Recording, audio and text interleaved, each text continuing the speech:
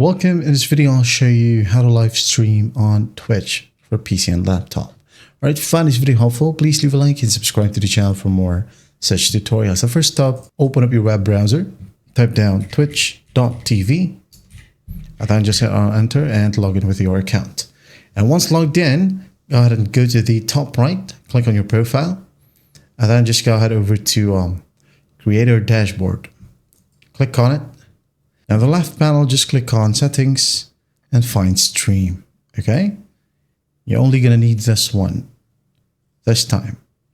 Okay, all you gotta do is just click on Copy, and then find your streaming tool or software. It could be OBS, Streamlabs, or whatever. Okay, I'm just gonna be using OBS right here, just for you to see. Now, in OBS, go ahead over to File. Click on Settings, and then find Stream. In here, make sure that you select Twitch.